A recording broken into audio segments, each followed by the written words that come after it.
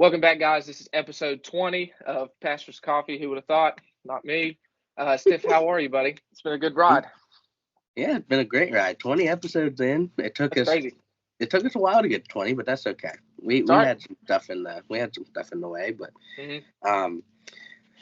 but this is a good week. Pirates. Last night wasn't that great. They started out 5-0, and then last night they fell 5-1. I didn't see that. So I didn't post it on the Instagram story because you don't post the L's. Well, no. It's no point.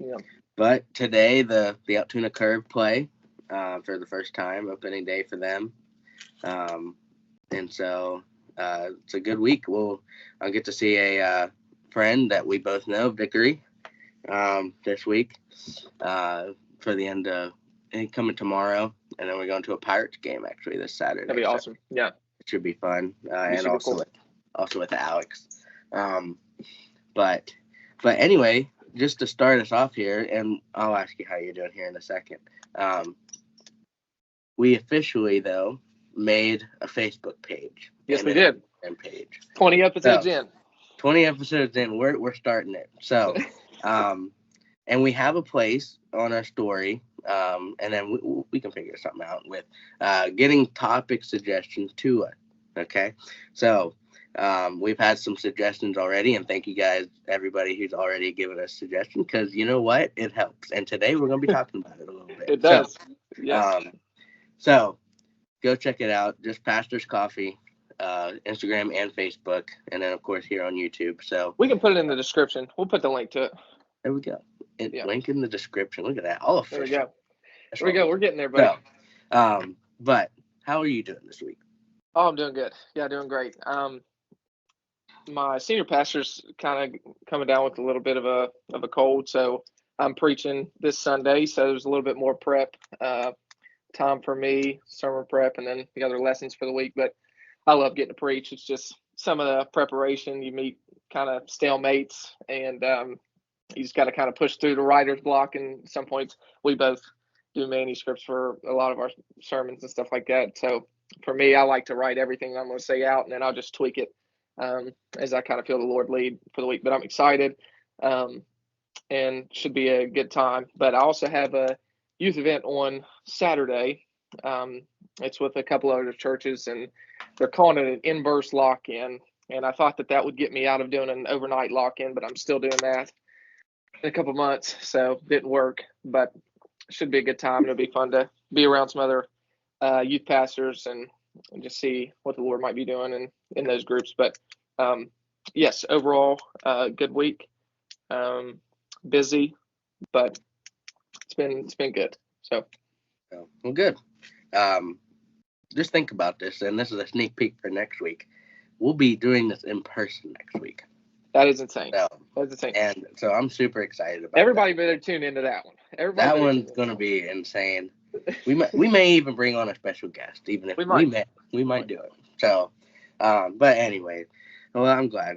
Do you have a sneak peek on what you're preaching about, or you just want to? Sure. I'm preaching on 1 Kings chapter 3. I've been studying through Ecclesiastes on Wednesday nights, so Solomon is pretty fresh in my mind, and you know how much I love Solomon. So just with the kind of couple days notice, I wanted to have something that's fresh in my mind. So I went to 1 Kings 3 where God asks Solomon, what is it that I can give you? What shall I give you? Ask, what shall I give you? And Solomon obviously asked for wisdom, but really wisdom to rule over God's chosen people. And I just think that distinction, because what we view as wisdom is not necessarily biblical wisdom. Obviously, we know that the beginning of wisdom is the fear of the Lord, but Solomon asked for wisdom in a very specific way to lead God's people. And I think for us, especially as pastors, obviously the beginning of wisdom is the fear of the Lord, but there's not too many greater requests from God in terms of helping your ministry than for wisdom to lead the people that God has given us, you know. And I think that's with everything. You know, you don't have to be a pastor to lead. You know, we're all called to serve the Lord, and with our lives, we do lead. So I just think it's kind of an interesting kind of spin on it, and I'm looking forward to kind of getting into it further in depth. But yeah, just kind of I've titled it the beginning of wisdom, and just looking at really what true biblical wisdom is. So yeah, I'm excited for it. That'll be good. That'll be great. Yeah. Sure you do well. Well, thank you. Yeah. But yeah, I am the same way with the manuscript. And I still do that. I write out most of what I'm going to say. And obviously we will go on a little bit of a tangent with what we say sometimes, but Sure. it just helped calm me down. Yeah. But something we did want to talk about, we touched on it a little bit last week. And we were talking about, we did our top 5 Christian artists. If you want to check that out last week, top 5 draft. But we got into a little bit of what truly is a Christian artist. And that we've seen some people call themselves Christians, but they aren't truly really getting to the Christian artist. Obviously, somebody big with that, at least for me, and I know for you as well, is NF. He's a big example of this, is calling himself a Christian, but he's not really a Christian rapper. And there's been some people who said that. But I just wanted to get your thoughts on that. What is your opinion? What do you think that's happening to them? Is it the fame getting to them and then they're wandering away? Or did they ever truly have a relationship with Christ? Yeah. Now, but anyway, go ahead. Sure. Well, I think we kind of need to define what a Christian artist is. And again, I don't have probably the best definition of it, but I think Christian music isn't really Christian music unless by listening to it, it's pushing you closer to God. And I say that with kind of friends too. A friend isn't a friend unless they're pushing you closer to God, because they don't have your best interest at heart. So music, if we're calling it Christian music, then it's supposed to be praising God. But if you can't get closer to God by that song, then it's not Christian music. If there's no biblical truth in it, then it's not a song. So I think just kind of our world right now, with where status is so important and reputation is so important, we're so afraid of being rejected and being called uncool or not being liked or not being good enough in certain areas that we compromise those truths to kind of entice the listener. And like we've said, I do like, listening to a good beat and fun music. But if we're calling it Christian music, then it has to be something pushing us closer to God.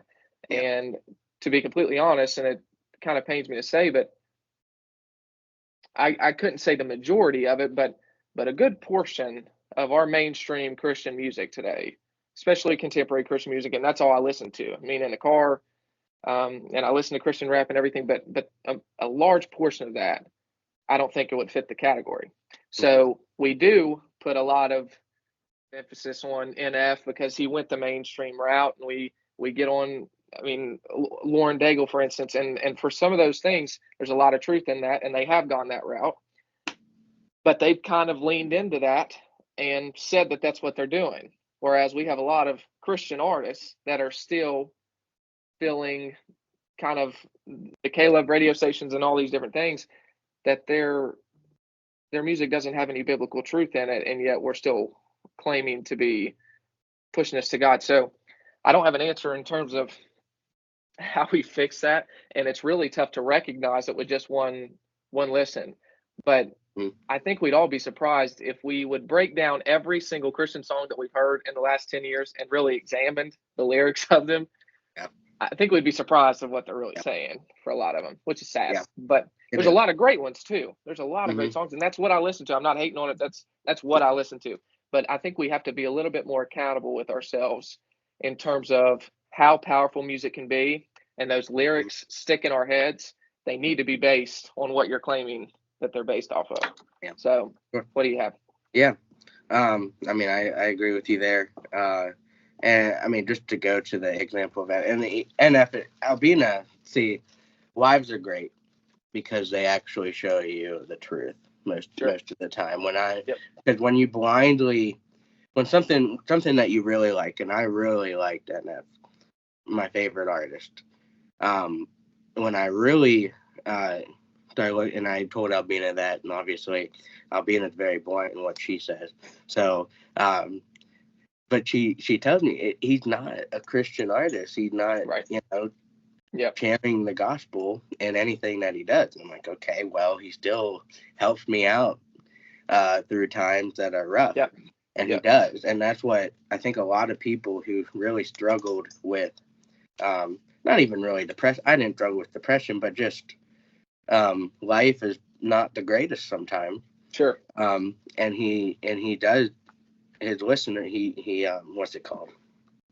He goes that people who are like that draw to his music. I don't know if that's the way to say it, but and he's just talented in the first place anyway. But when you just and he focused on, he called himself a Christian. He would mention God here and there, and that's what I would be like, oh yeah, he's he's a Christian, and that's not up to me to judge or not if he's a Christian or not. But what, especially with his newest album, I think he really, and it's called Hope. And so I'm thinking before the album, like, oh, maybe he's finally changed his attitude about his hope comes from Christ, right? Yeah. And he mentioned God a couple times, of course, in his stuff. But he really, I think, especially in his song Hope, really pointed to himself that he fixed himself.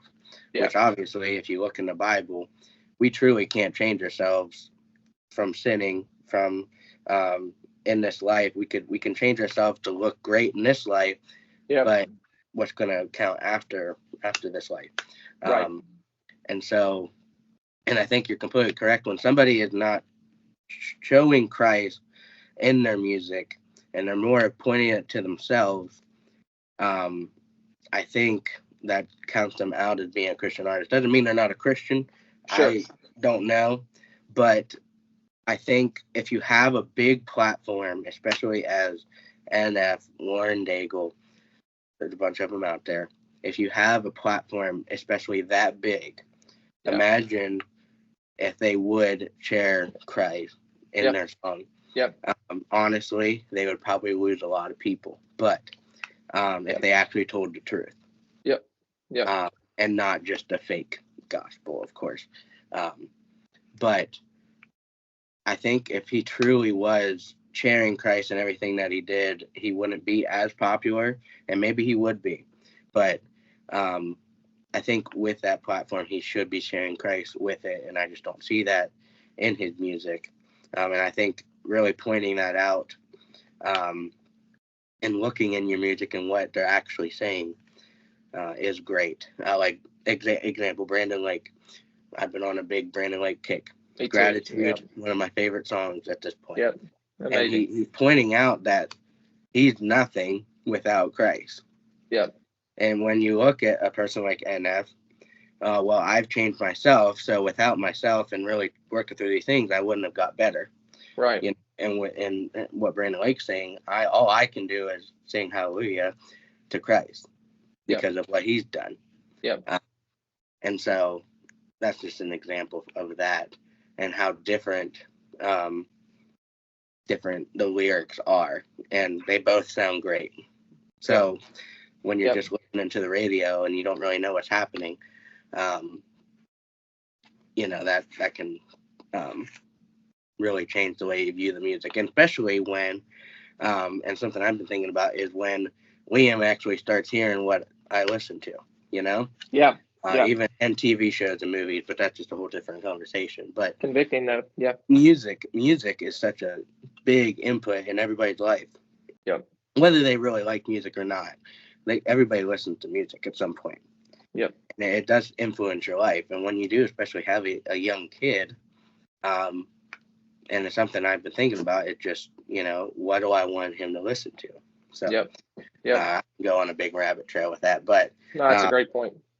So, anything else you wanted to add to that? Well, I think this conversation kind of goes off with what we talked about just barely last week, and I wish I had a couple quotes, but really in your kind of larger, mainly more non-denominational kind of section of churches where,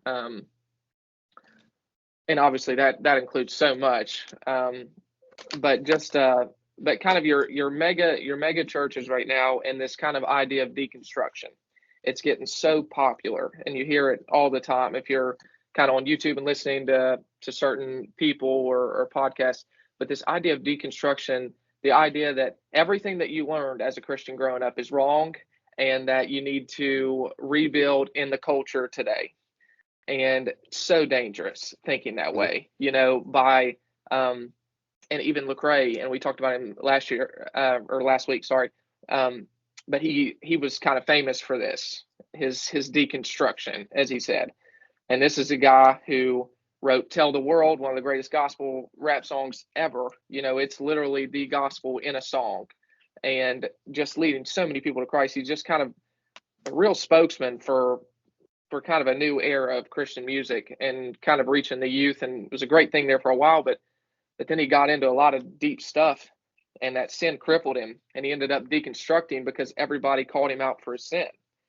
And I think we've got to, let me say, Christians can be the most judgmental people in the world. I will never argue that. They absolutely can be. And a lot of times when we're trying to correct people in their sin, we're not doing it from a place of love. We're doing it at a place from, well, I don't do that. I want to make sure that you know that I'm better than you because I don't, you know. So I think we've got to rightly evaluate people in love, because we all mess up. But also on the flip side, we can't act like sin has changed because our culture has. And I think with so many of these artists, they are influencing so many people, and our culture is so scattered on what we believe is truth. We can't even decide who we really are as a person without getting too far into that. But we can't even really decide who we are, and yet we are determining what Scripture says through the eyes of the culture. When in reality, it should be the opposite. We've got to interpret the culture through the lens of Scripture, Yep. and that's where our job gets so difficult, because we're having to lead people through a culture that is trying to completely get rid of this, Mhm. and it's dangerous. So when we have the biggest spokesman of kind of our Christian culture, especially to our youth and our young people, saying that what I believed was not right, when what he believed was what Scripture said, to Yeah. now say, no, from my view on what the world is now, that's a little different. It's so dangerous. And I think if we're not careful, we're going to let these artists continue to write songs like this, and they'll influence our thinking without us even knowing it. We've got to stay faithful to what Scripture says. I think another thing, and if you have anything else to comment, we can go back to it.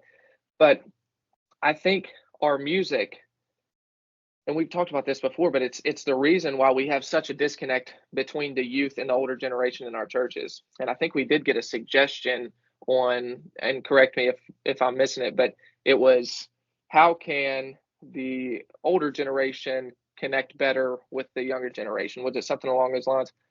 Basically, yeah. And I would say that we've got to get centered on what Scripture says. Obviously, Scripture says, "Don't forsake your youth," um, and most of the disciples are under 30, Hmm. and some of them may even be teenagers. We don't know for sure, but God uses youth. Um, so, speaking of Solomon again, probably about 20 years old when he takes over Israel as king, Yeah. and he's going to rule God's chosen people at 20 years old. I mean, it's Yep. just amazing to think about. But God uses them. But now I think the older generation are seeing the way that the younger generation are acting, the music they're listening to, and they're all automatically casting them out, because like, oh, this isn't traditional. This isn't what we're meaning to do. So I think there's way too much separation in our churches. Yes, I think we should have groups that you can relate with. A youth group. We are youth pastors. We see the Yes. need of it. But I think if all that they're doing is meeting in a church with just the same people as them, and they're not getting a chance to interact with the older generation, it's the reason we have the disconnect that we do. We've Hmm. got to find ways to get them together, whether it's an event. I know it can't happen all the time, because you want to have that time where you're investing in just them. But one thing that I may suggest, if you have anything, you can take it after. But this wasn't my idea. I had someone in the church suggest it to me, and it was one of the older generations that just really has a heart for the youth.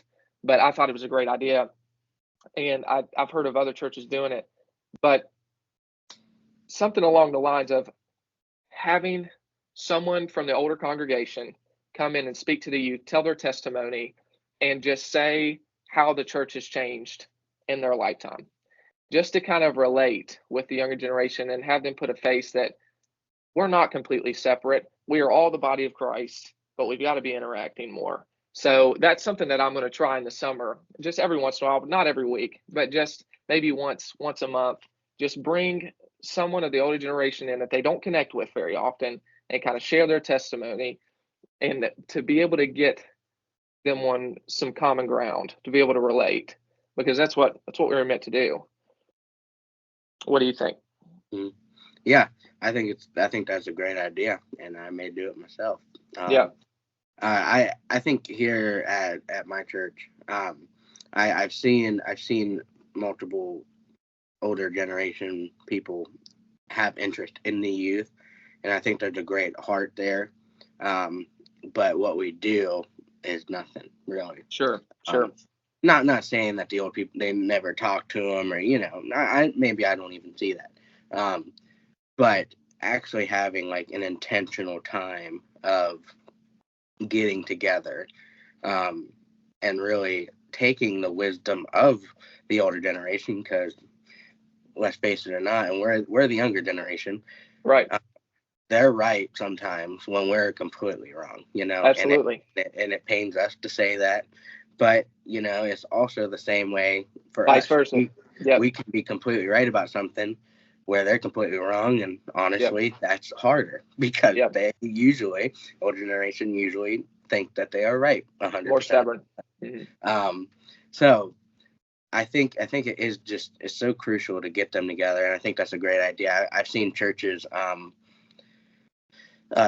older generation will take a kid, kind of sponsor a kid, pray for them, send them a card here and there. Maybe we do that as well. And that's something I would like to introduce as well. But I think even more intentional than that is to really get to know that. And honestly, though, the youth today, and not that we weren't like this at all, but they just don't want to connect with them. And that's the tough part, too. It's a hard thing. Because you may have an older generation person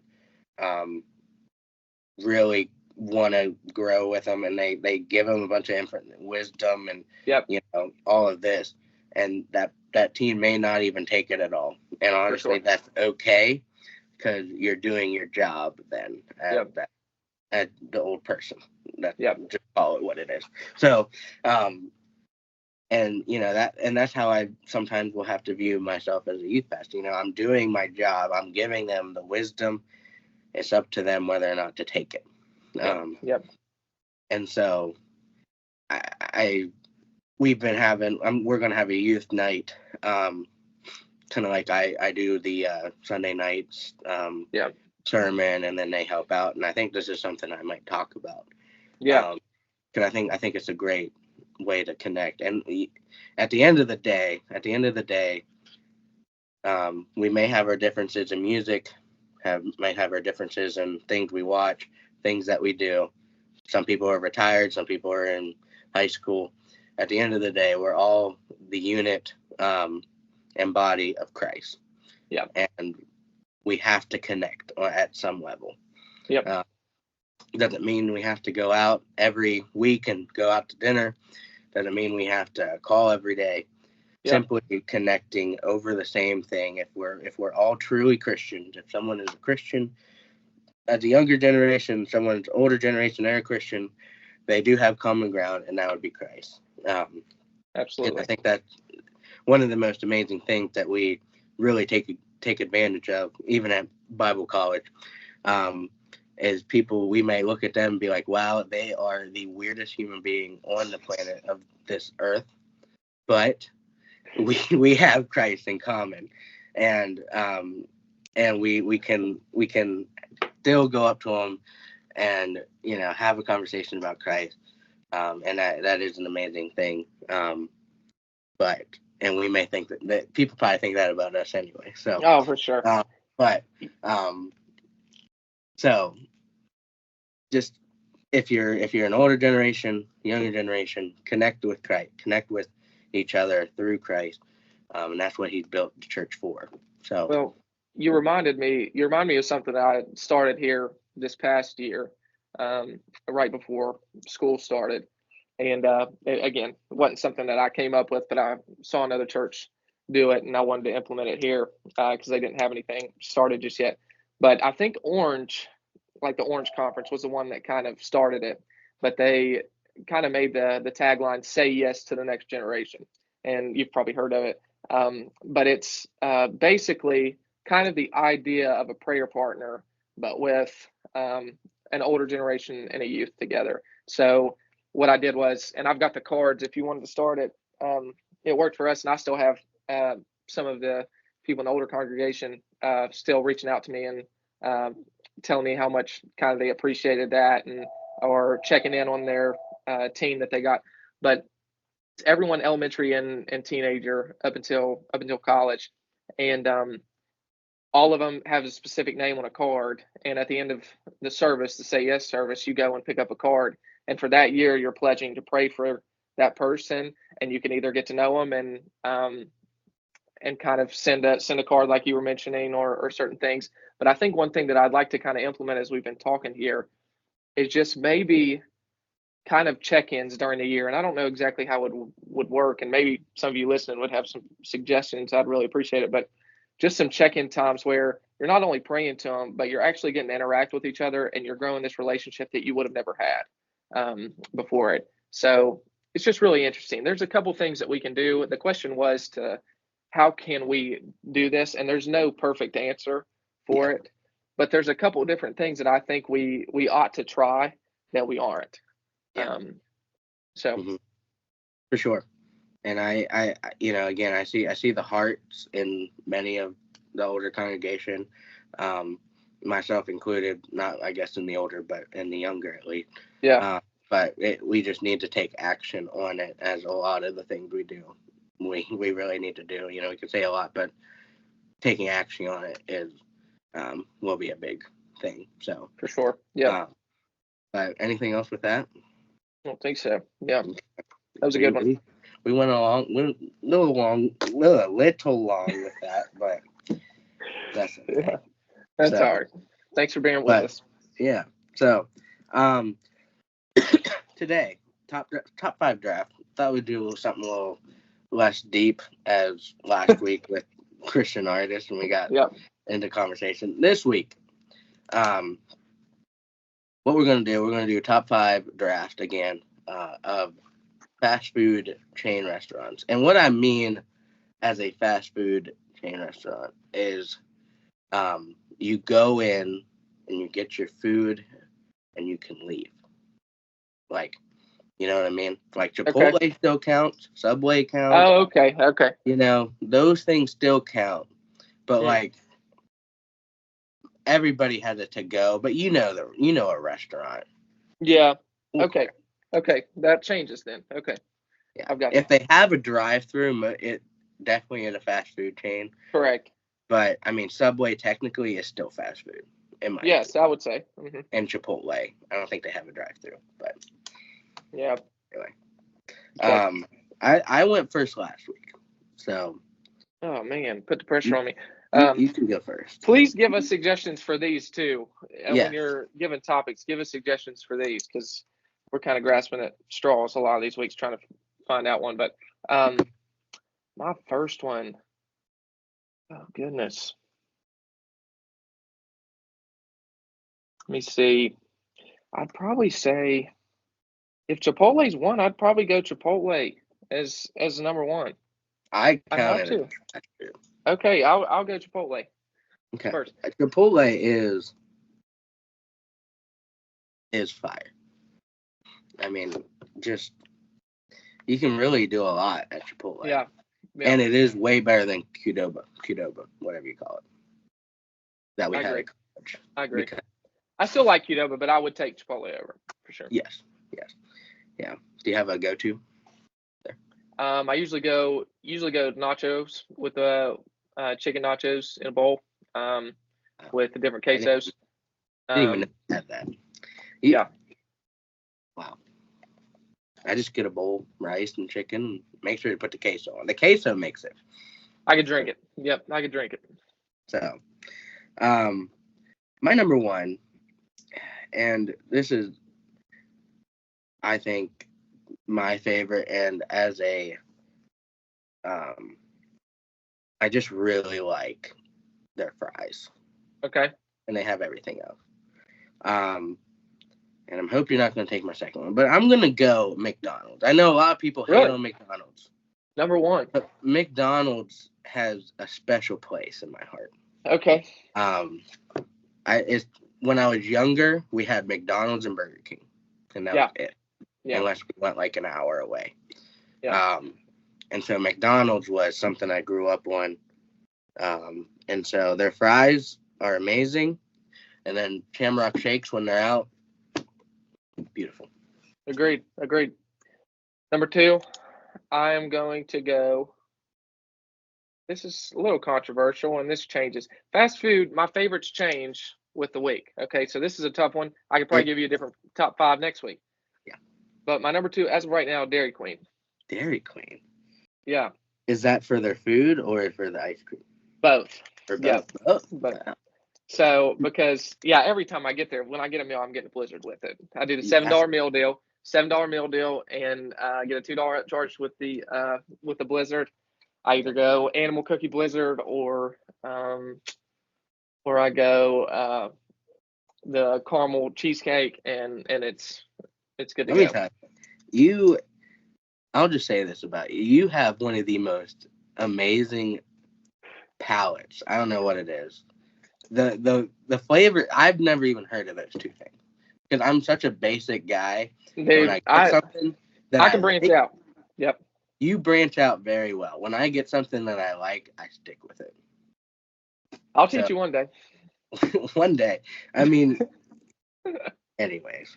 Yeah. I think you are going to take my next one. I can't believe I just forgot about this one. I'm so mad at myself, but you're going to take it. I'm so upset. Go ahead. Yeah. Is it Chick-fil-A? Yes. Chick-fil-A. Yeah, Chick-fil-A that's my number 2. That should have been number 1. Why did I not even think of Chick-fil-A? I think of Chick-fil-A being so gourmet that I don't even consider it fast food, but it absolutely is. That's what it is, man. Dude, Chick-fil-A is, and with moving to Maryland, I am a little disappointed in Maryland Chick-fil-A simply because they banned styrofoam. Yep. In Maryland, so we just have these weird plastic cups for Chick-fil-A, which is such a disgrace.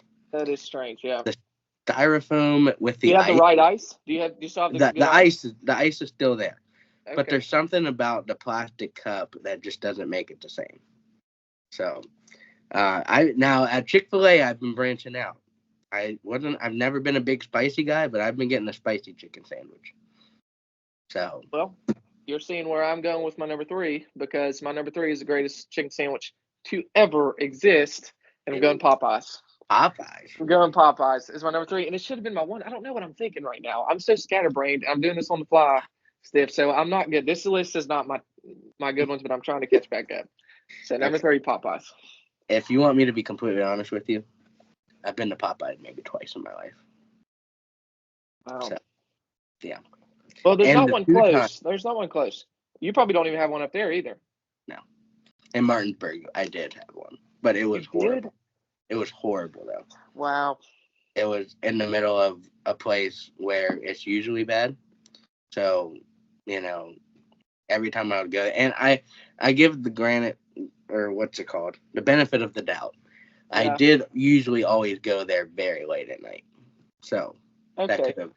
that could have played. Yeah. My number 3, I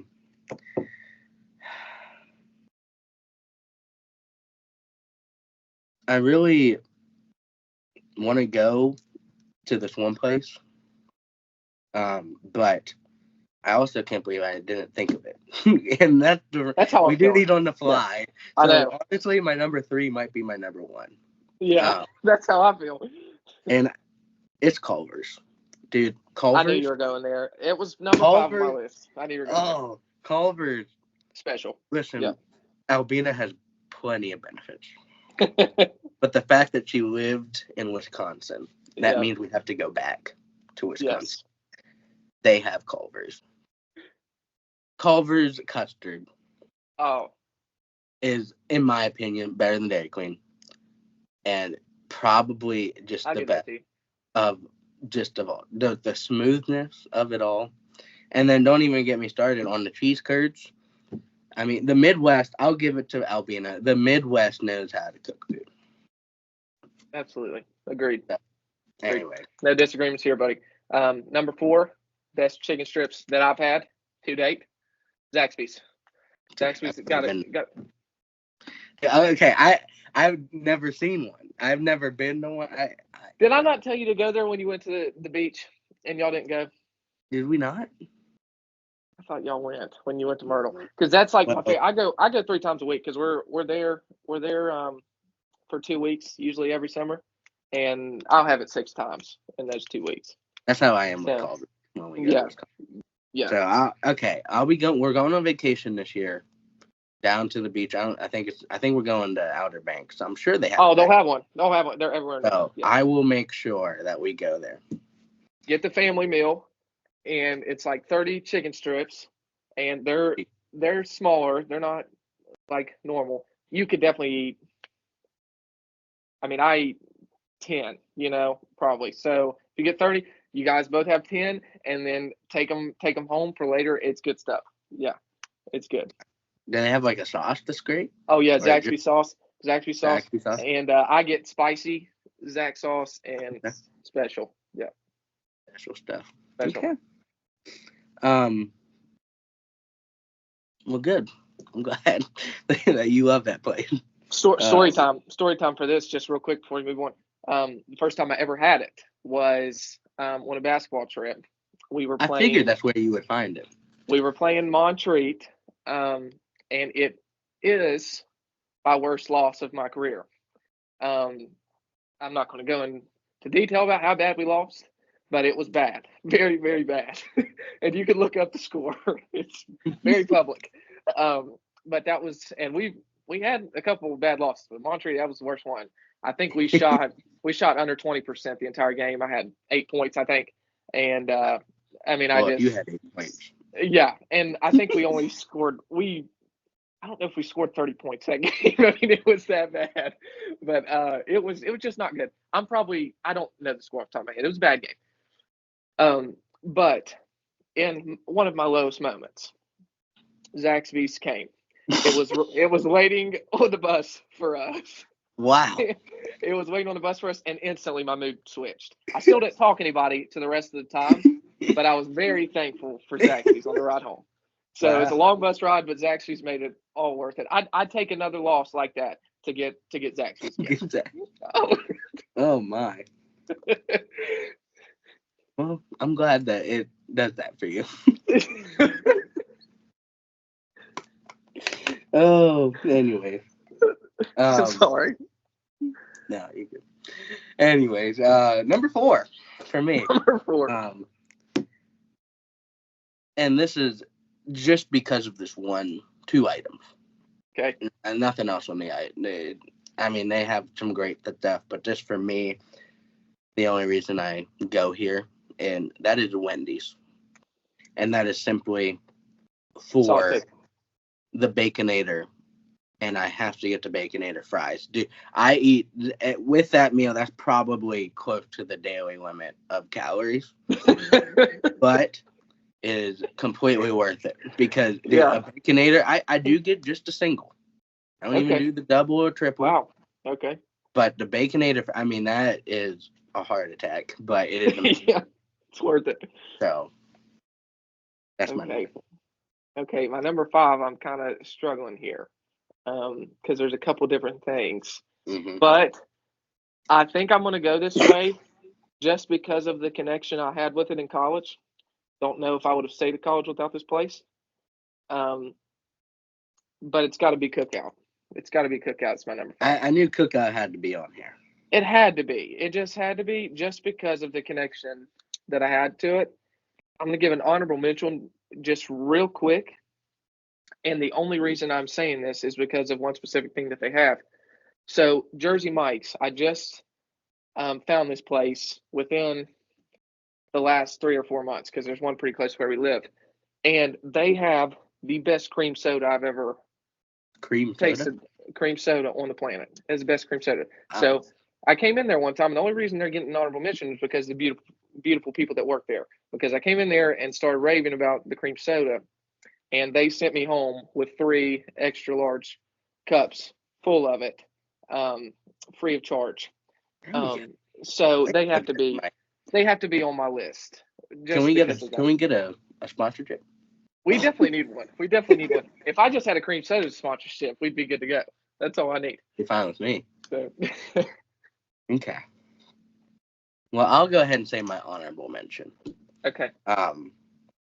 I personally and simply, I grew to kind of not like this place simply because of soccer.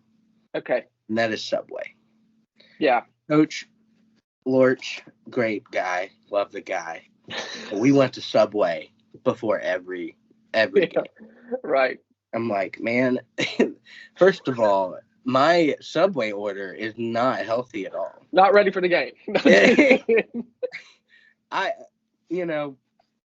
So I started getting the chicken bacon ranch, which that does not sit well before a game. And what I usually do, I love Subway. What I usually do, and I get a foot long because cheese or white? Huh? Cheese? Italian urban cheese. That's the only bread you can get. I mean, that's the only bread you can get. If you get it flatbread's okay. Sure. But that's just if you want to be okay. That's how being cheese is weird. So, but Italian urban cheese, steak, provolone cheese, get the lettuce, and I'm a big mayonnaise guy, so I pour the mayonnaise on there. Okay. So that's my Subway order. That might be where we're heading right after this podcast. So, Subway is great. Okay. But that's my honorable mention. Mm-hmm. I kind of forgot my number 5. Oh, no. Oh, number five. And I have been simply, this has worked its way up to number 5 because of one man. One man and one man only. And that is Danny Jones. Okay. Me and Danny have broke curfew many times over this place, and that was Sheetz. Okay? Sheetz, let me tell you, when you can go through the drive-thru takes forever. But it is worth it when you get the 2 hot dogs and the nacho cheese and bacon. Again, heart attack in a wrapper. But Danny Jones, though, I don't even know, he's probably not watching, but anyway, if you are, this man got a personal pizza. He got a whole thing of the cheese bites, which are great. And then the mac and cheese bite, and then the mozzarella sticks. Good grief. Now that man. Anyways, we broke curfew many times, even though Cheech was only a while minute. I was an RA or no? No, not while you were. Was he even there when you were an RA? He left right before the end of the first semester that I was an RA. That's right. Yeah. Yes. Yeah. But that was when Allinger was our RA. Gotcha. Don't know if you needed to put that out there, but now he knows. So Allinger, I loved you as an RA. Other people had a problem, you know. Oh no. I'm just gonna say it. I thought you were a great RA. I'm just gonna say one thing though. And, you know, this is gonna get me in trouble. You're gonna get me in trouble just for being here. Now, listen. If Jordan Steiner is listening here, we were up talking, and it was past a certain time you were not allowed to be in other people's rooms. Yeah. And so Matthew Allinger, great. He's just doing his job. The poor I can't believe we're using names here. I could not believe you're using names. Well, it's already out there. the guy comes in, and I felt bad, but it was the most savage thing I've ever seen Jordan Steiner do. No. He took the infraction. He's sitting at my desk. And he takes it and he looks at him. You know what I'm going to do with this? He rips it, throws it in the trash. Oh, and I was just sitting on my bed and I'm crying. Oh. And he said, I'm not getting an infraction. The man ripped his infraction and threw it in the trash in front of him. Wow. And we had a long conversation after that. We need to just have a podcast, and not everything we could say, especially names one, but just need to tell all these stories. I mean, people wouldn't believe them. They wouldn't. They wouldn't. Speaking of fast food, my first ever basketball game, first ever college basketball game, we're going into an invitational tournament, and coach, within 2 hours of playing a game, asked us if we want ice cream. And we went and got sundaes right before we're about to play. I remember that, yeah. Well, I wasn't there, but I remember that. You tell me that. For the fact that we got Popeyes before we played Welsh in Nashville, Tennessee, and literally felt like my heart was in my stomach. And it was, I mean, I've never experienced heartburn like that. So by the end of the first half, man, I'm hyperventilating over there trying to get. But man, we had a blast. We just were not the healthiest. Did you go to Denny's after? We went to Denny's. Coach Barton. Man. Well, okay. Well, you know Coach Barton. That, you know, if I ever model my pregame after a coach, it would be Coach Barton. I would totally roll up and get some ice cream before. Absolutely. Absolutely. And we're not even stopping there. After the game, win or loss, we're going to Denny's. Yes. Oh, man. Anyway. I'll forget it. Never forget it. Oh. I shouted out a lot of names in this video. This has been a crazy one. Been a crazy one. You know what? Next week, we're going to talk about, we're going to, since we're going to be at ABC. Well, that'll be our story. We're going to do that. We're top 5 will take a break next week. Okay. And we're going to story time. Let's do it. With us. So, wow. That I haven't laughed like that in a while. This is going to get us in trouble. But hopefully somebody enjoyed it. Oh, man. Oh, well, anyway, if you take anything out of this, remember to rip your infractions in front of your RA. And to have a good week. So thank you again for listening to us. That's right. Thank you for listening to us. This is a longer one, so we sort of apologize, but not really. We had a good time. That was great. So, But anyway, thank you guys for listening. In-person one next week. So big one, episode 21 next week. Remember to follow our Facebook and Instagram. Give us some suggestions because we need them. So thank you guys for watching, and we'll see you guys next week. See you all.